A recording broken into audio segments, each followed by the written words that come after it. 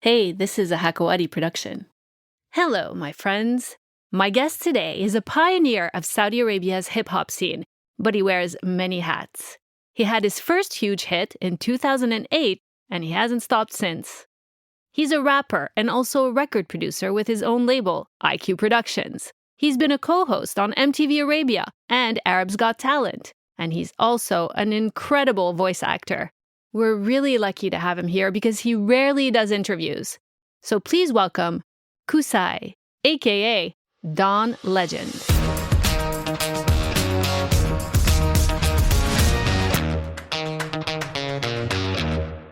Hey Qusai, how are you doing? Good. Count my blessings. How you doing? Also counting out my blessings. That's all we have right now, right? I mean, that's what people are. It's actually a good thing. I think people are kind of remembering what their blessings are. We tend to forget sometimes when everything comes so easily, right? Absolutely. Especially in times like this, it reminds us and it puts us to the test as well.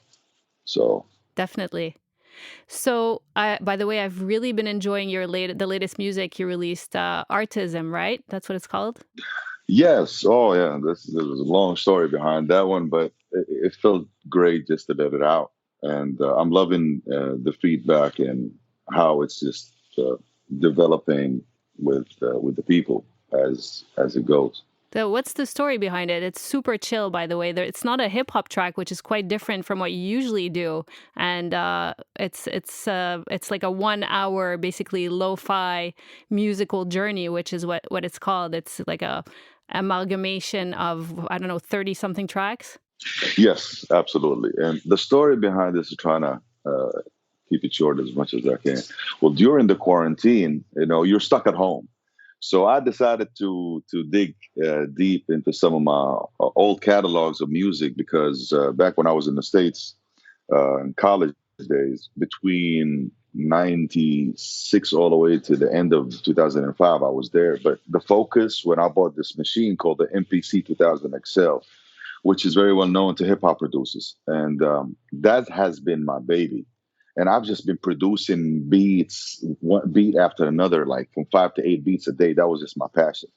Completely forgot about them, but they still mean something to me because of my musical history back then. And those beats were varies between the year 2000 to 2005. So while I was going through the beats, I was sitting with my wife, and my wife, she told me, you like to listen to these lo-fis on YouTube. Why don't you select some of these beats and release it? And I'm like, you know what? It's actually a great idea. Some has been already been recorded on by independent artists back then when I was in the States, and some are still available. So I just decided to put it together, and I realized that I have over 90 to 100 beats that I can do many volumes. So that was the first volume, and it makes me so interested to start working already on volume two. And I'm planning to call it iZone. Every volume has its name. So this one called Artism. Yeah, well, it's super enjoyable just to like have as a chill music, or I listen to it when I'm working or driving. So it was a great idea. Your wife had a great idea. Well, I'm glad to hear that. Is she also Saudi? No, she's half Jordanian, half Palestinian. Okay. But she was born and raised and lives in Saudi Arabia. Yes, well, you both do. Hmm. That's right. Good choice.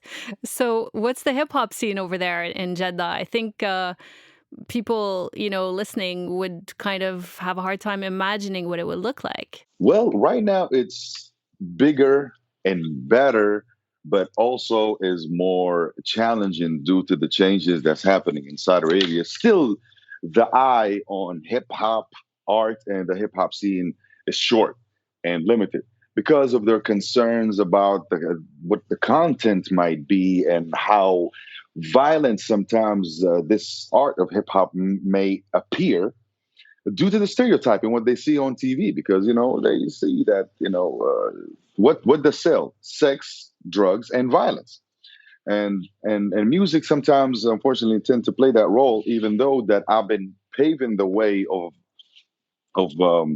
playing my role as an ambassador and a role model and spreading positive hip hop with a message, and also at the same time being very colorful, educating, and entertaining. I've been getting my love and my support and my props, but not as much as I think and what everyone around me say that I should. But when it comes to the hip hop scene, still the outlets are limited, and we're still in the in the struggle, in the fight to prove ourselves and to build our own industry in a better way, and in a representable way, also for the culture and for the family. And this might take time, but as far as the talent is concerned, it's way better. It's developing, it's progressing. The new generation is coming with some nice content. Sometimes they get lost with the trend and lost by idolizing or probably copying some of the international artists. That happens sometimes until you develop yourself as an artist and found your own style. But it's definitely has developed ever since the Arab Spring of 2011. That's when you feel like there was this burst that just came out. And then after the changes that's been happening recently for the past couple of years in Saudi Arabia, that helped as well. Yeah, but like your music is very different from what you hear in the West. Like you said, it doesn't have those elements of violence and bad language that you typically hear, and you've been there for a long time. So would you say that Arab hip hop, the way that you kind of pioneered it and it's developed since then, is kind of a different genre completely? Kind of how, in the same way that you would talk about the history of rock and roll, for example, when you had a bunch of different genres that were similar, but they had differences, like you had bluegrass, you had the blues. And if it is a different genre, besides the lyrics, what else differentiates hip hop, Arab hip hop, and specifically Saudi, from Western hip hop? I won't say it's a different genre. It still falls under the same genre of hip hop, but hip hop is very colorful and very diverse because it went international and gave birth also to new sounds such as trap music.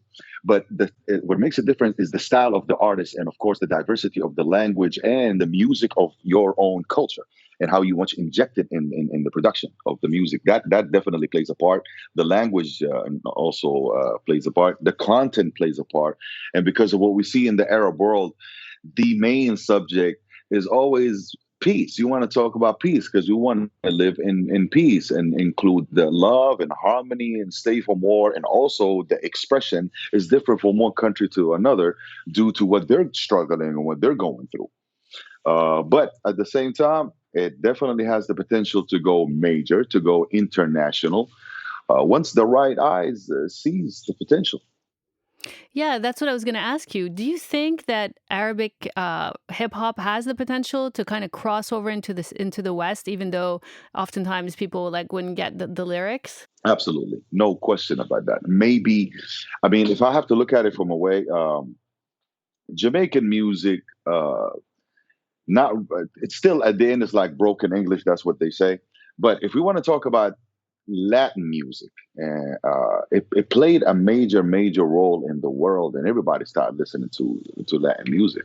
So Arabic, it's a language that everybody right now is looking at, is interested in some few words here and there. So it really depends on the artist and how smart he can compose his content and his music and his delivery by diversify the language, a little bit of English, a little bit of Arabic, and then um, with time, people probably going to get used to you injecting more of your own language, and I believe that that's an approach. Yeah, that makes a lot of sense, actually, comparing it to Latin music. And I think that what's attractive about it musically are the kind of the samples of the Oriental musicality of it. I think that's very seductive that for anyone around the world.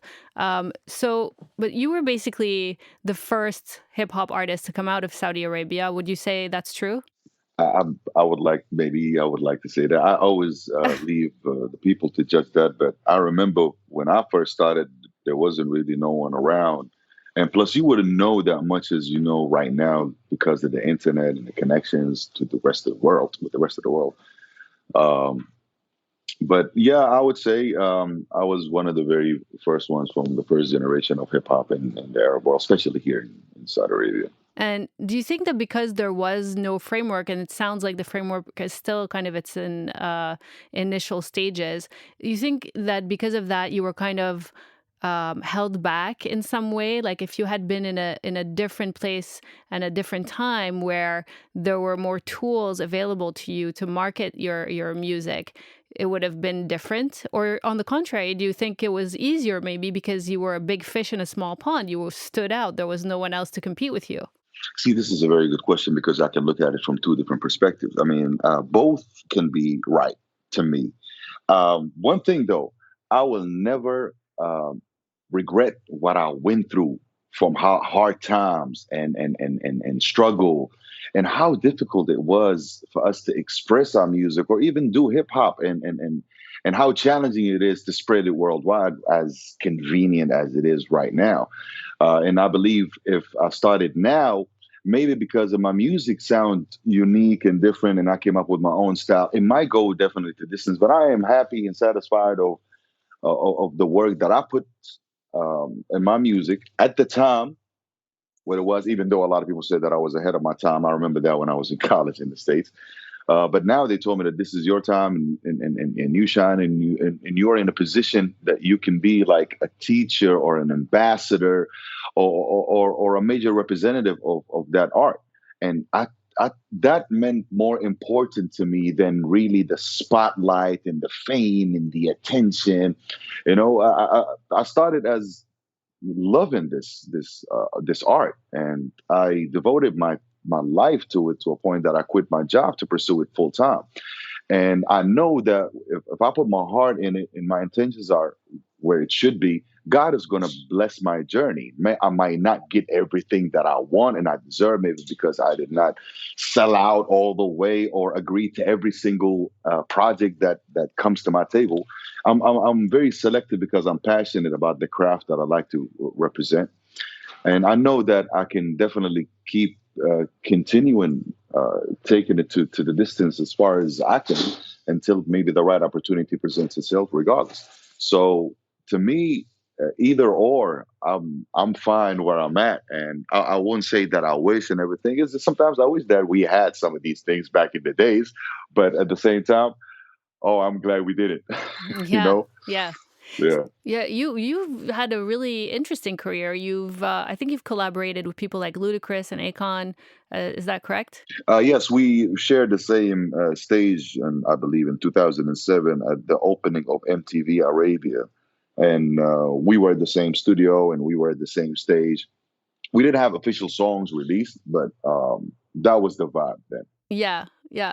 Would you say like it must be kind of a interesting position to be in your shoes to be on the one hand I was reading about you and um I read, because Saudi music or the Middle East has its own genre of music, right? So I was reading critics who were saying that basically you were selling out to Western style music when you decided to be a hip hop artist. So on the one hand, your people are kind of saying, well, you're doing, you're selling us out. And then, but on the other hand, you're not really like your typical hip hop artist. So when you meet people like that are like American hip hop artists like Ludacris, you must not feel like, you're exactly like them. So how did that feel? Do you feel like you connect with those artists?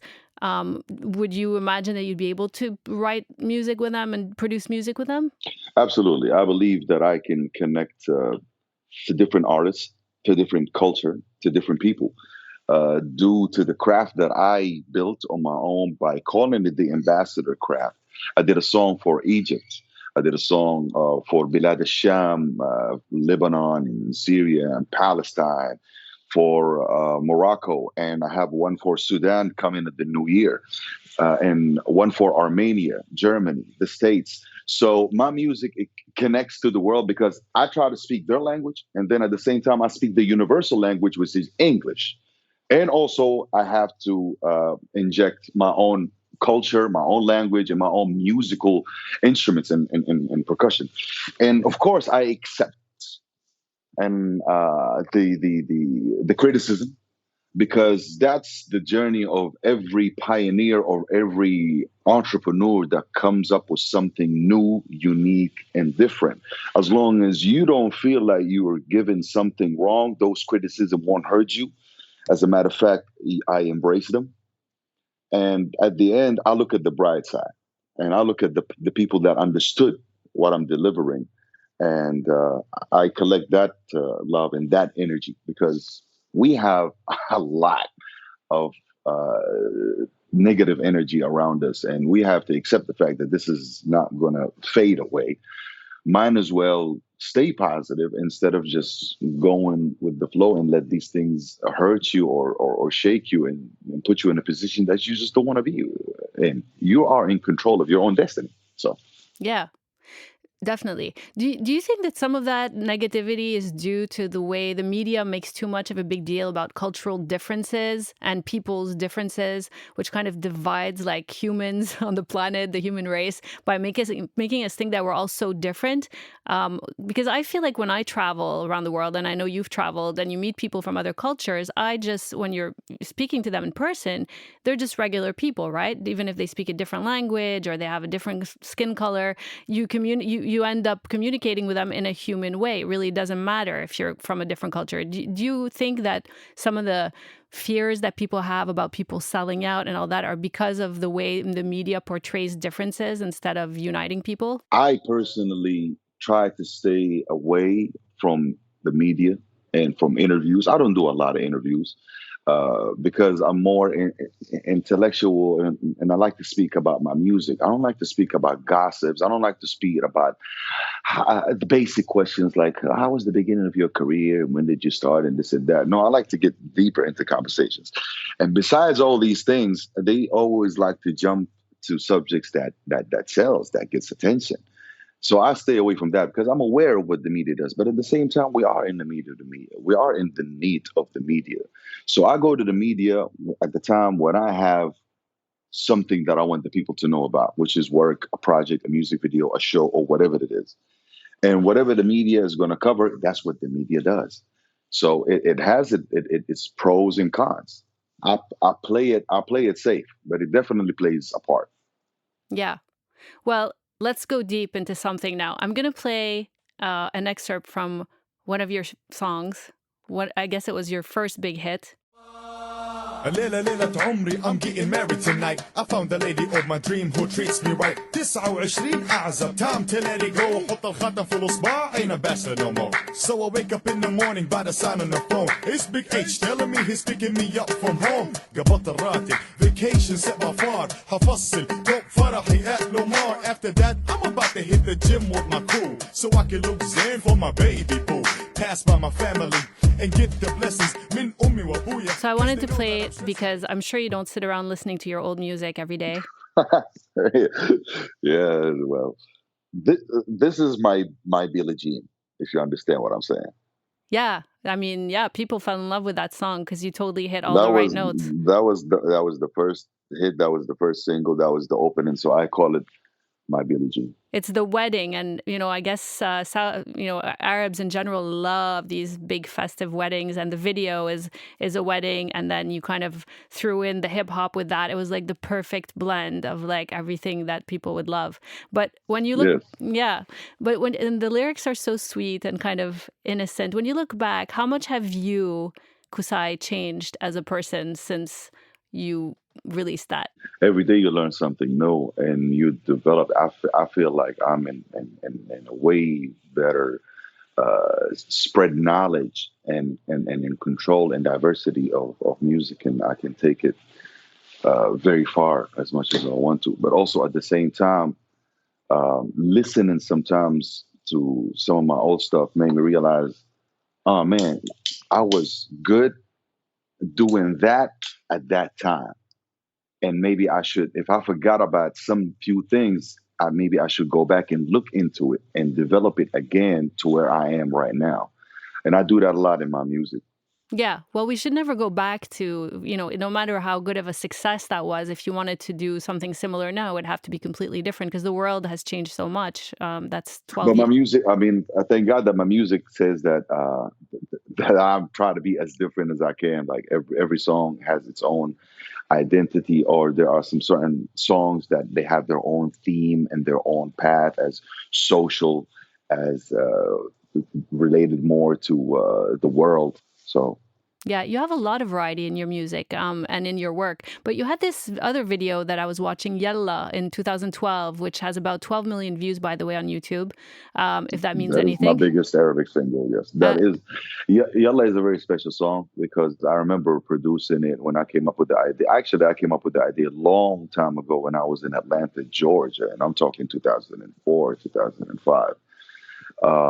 But it took me all these years to execute the idea when I was in Lebanon during the time when I was shooting Arabs Got Talent season 2, and I was inspired by the Lebanese music and the culture, and that played a big part of the song. And thank God, when I released it in Arabs Got Talent, it turned out to be my biggest Arabic single around the Middle Eastern region. it was pretty racy, though, for Saudi Arabia. I mean, Yara, the singer you collaborated with, was wearing a short sleeve T-shirt and she was dancing. Where did you shoot that video? In Lebanon. Ah, so did you get any backlash at all from your community or from the Arab world? Nah, I didn't pay attention to that. I'm sure something came out, but then again, when everyone said I'm ahead of my time, look where we at right now. Yeah, definitely. Hmm. Do you ever have any, when you do meet people, artists from the West, do you ever feel any skepticisms on their part in terms of you because you're kind of a kinder, gentler, or different kind of hip hop? Do you ever feel any skepticism on their part, or is it full respect for doing what you do in your own way? Yeah, not at all. I always felt the love and the respect because everyone figured out that I was different and I was determined and focused, and I had my mission and my own craft, and it's been a great journey. And when I went back in 2017 for a visit, and I met some of my old peers when we started hip hop together in the underground in Orlando, Florida, and they were so happy for me, and they were cheering. And look, man, you came a long way. Right now, you're rocking the stage of the House of Blues. Back then, we used to come here and watch some of our idols, and we're proud of you and the mission that you spread in hip hop and the message that you're in. So I believe that I'm doing the right thing. Plus, if it's not about being staying humble as much as like if you have the right attitude around any individual and stay with an open mind, then basically the picture can be a lot clearer of how this individual in front of you can understand you, and then you can connect intellectually. But if not, then you're seeing a dumb fool in front of you, and you don't want to waste time with them. So Yeah. In the US, there's a lot of opportunity for like performing, but how is it in Saudi, and how's it been like with COVID and stuff? I mean, has it been tough for you as a performer? Do you still perform? this year has been a very, very challenging year. No, this particular year I haven't done any performance except in Sudan in February. Uh, that was actually my very first show in Sudan, my very first visit in Sudan. And let me tell you, the love was tremendous. I've never felt that energy before. And I've traveled around the world a lot in many stages. And every stage in every country that I went I have something special in there and a story to tell. But Sudan was definitely different. The energy, the vibe, the love. And that was the last show that I did when I came back, because by March everything was a lockdown. Because January I was in Morocco right before Sudan shooting the music video for Dar Diali, the one that was released in May. That's crazy though. You performed in Sudan. Like most people would never imagine that hip hop would be a thing there. Because again, when you think about the media, all you hear about is like the terrible things happening there. So what was it like? Believe me when I tell you, Yeah. there's a huge hip hop scene in Sudan. Not huge hip hop scene as much as all the huge talent. Have amazing young, diverse artists. Yeah, well, if you think about where hip hop came from, it came from the streets, right? In the US, from people that were living in tough conditions. So that makes perfect sense. So it's only natural.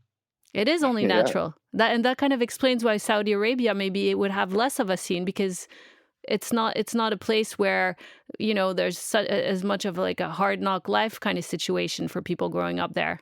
Yeah, it's definitely different. Here, you get inspired by the culture more than having it or receiving it from your own culture or from the street. So what do you like? What kind of drives you more? The musical aspect of it or the writing lyrics? Which part of what you do kind of tickles your fancy, if I can put it that way. Yeah, yeah. Well, I say music. Absolutely, it's music because yes, I am a hip hop artist, but before I'm a hip hop artist, I'm a music lover. And I used to listen to different kind of music when I was young. Funk was my main thing, and I've idolized so many artists from Michael Jackson to Prince, Lionel Richie, Ray Charles, and to name many other artists, all the way till I got called by hip hop when I heard LL Cool J, and then later on Tupac, and the list goes on. And I've been influenced by many, many, many artists. But the music has always played a big part because my ears has always caught the melodies and the production and the drums, and I built the music in my head. But when it comes to writing, writing never stops. Every few minutes, every other day, I just grab a pen and a paper and I just start writing about whatever. And then later on, I see if my writing has connected to any of the music that I've composed or I have from other producers, and that's how the connection happens sometimes. While other times there's a mission. I want to do a song about this particular subject, whether I produce the song or I look for the right producer to help me to do so, and whether I'm going to have it solo or collaborating with an artist of my choice. Just like the song that I'm working on right now, that I'm planning to release it next year. This is going to be a very special, dear song to my heart. And I'm not going to talk about it right now and until see you next year. Well, you already did, kind of. Yeah, well, I'm not going to go into details and tell you what the subject about or what is it called. Is it in But Arabic? I started working on it. It's not in it's in English and in Arabic. So I play both parts, but it's mainly 60% English, 40% Arabic. Cool. Can't wait. So do you work on your music every day? Because I know you're doing a lot of other stuff now. You're doing a lot of voice acting, which is really cool. But do you work on your music every day? How do you split up your time? Not every day, not as much as I would love to. Um, there are more duties in my life right now than just music. But whenever I'm in the studio, I just go through music, whether something new that I'm working on, something I haven't completed. But yeah, I wanted to spend actually more time with my music as not as before. But getting involved in other things, just like voiceover and acting as well. I've already started working in a couple of projects, a couple of series that's going to go in two different major networks. Um, can speak of the titles right now, but I've completed one and I'm going to start working on the other one soon, and a potential movie. So I'm getting into acting as well. So something I've always had love and passion for, but I never pursued it like I pursued music. Oh, that's amazing. Is that happening in Jeddah as well? Absolutely. Yeah, the industry there is booming. The film and Oh yeah, you got the word booming. yeah. So you Yeah. might have second life, a completely different vocation. But I know, what kind of caught my eye because I did like that movie Spies in Disguise. I'm not gonna lie. Oh yeah. So you voiced the main character, Lance Sterling. I'm just curious, how do you say Lance Sterling in Arabic? Lance Sterling. Like that? Like you don't give it some kind No, of like accent no, or role? because Lance Lance. Sterling. Yeah, if you want to say it. Lance Sterling. Yeah, Lance if you want to say it Sterling. in Arabic. Well, Yeah. yeah, Yeah. well, I can't do that. You asking the wrong person, I guess. Yeah. I No. said it, Lance Sterling. That they hired you, so I think you got it right. You also did this track for Cheetos as Chester Cheetah, which is really cool and kind of fun. Absolutely fun. I love Chester. He's a hell of a character. Yeah, for a guy that's kind of been the pioneer and like been like the one of few people in an industry of a small industry, you seem to have done pretty well commercially because I noticed in a lot of your videos also you had like some product placements. Did I see that right? And it was like pretty early on. You had like I think some Pepsi in there and some Braun. Absolutely. Yes. I count my blessings. I thank God I work with some major companies, such as Pepsi and Zen and MasterCard, and to name a few. And I'll continue doing that as long as I see myself connected to the product all the way till Cheetos. And it never gets old because it's part of what I do. This is business and also at the same time as entertainment. As long as and I see myself doing it and just continue love doing it because it keeps your spirit young. you know? Yeah, and those commercial collaborations, I guess you could call them, are kind of the way that artists, I think, can survive of their craft these days with the way the music industry has gone, where everyone's getting their music for free, I would think. Would I have that right? Correcto mundo. Yeah, definitely. It's good. At least, there's a good way to kind of make it happen. Or, otherwise, it's hard to understand how artists can survive in this environment. I mean, the record labels are kind of non-existent. Everyone has to kind of, produce their own stuff, and then, where are you selling your music? So it's amazing that you've been able to do this, and quite impressive. What are you Yes. working on next besides all these acting roles?